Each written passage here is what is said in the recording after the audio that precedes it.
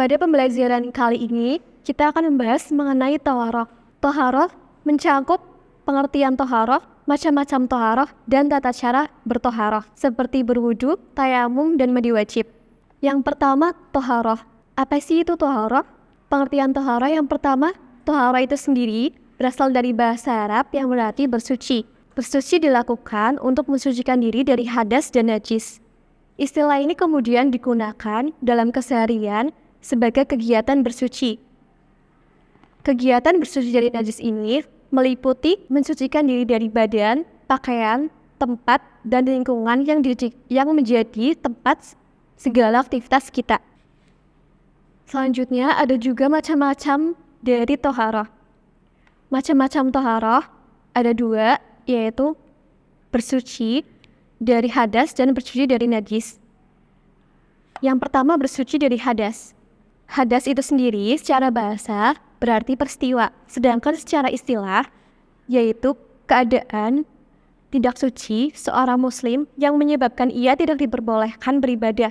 Seseorang dikatakan berhadas kecil apabila mengalami keadaan-keadaan tertentu. Yang pertama, keluarnya sesuatu dari dua jalan, yaitu kubul dan dubur, seperti buang air besar, buang air kecil, dan buang angin.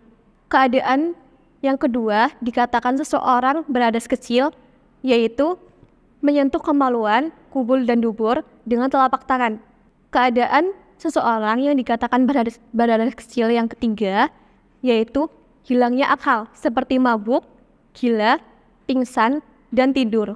Keadaan yang terakhir, seseorang dikatakan berhadas kecil, yaitu bersentuhan dengan lawan jenis yang bukan mahram tanpa ada batasan tertentu.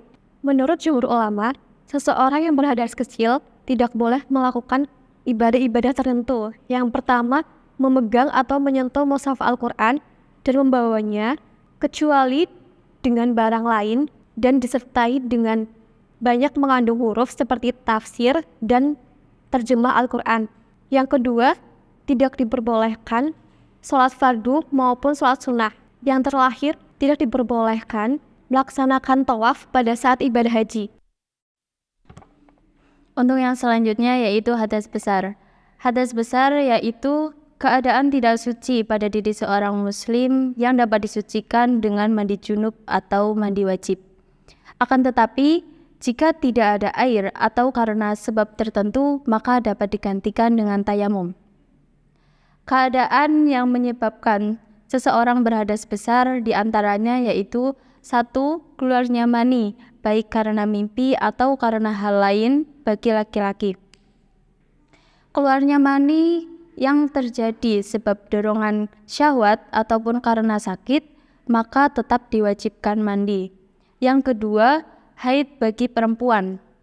Haid bagi perempuan yaitu ketika anak perempuan sudah mencapai masa baliknya, yaitu ketika berusia 9 tahun. Yang ketiga, melahirkan atau wiladah. Darah wiladah yaitu darah yang keluar bersamaan dengan bayi pada saat seorang perempuan melahirkan. Yang keempat, nifas. Nifas yaitu darah yang keluar setelah seorang perempuan melahirkan.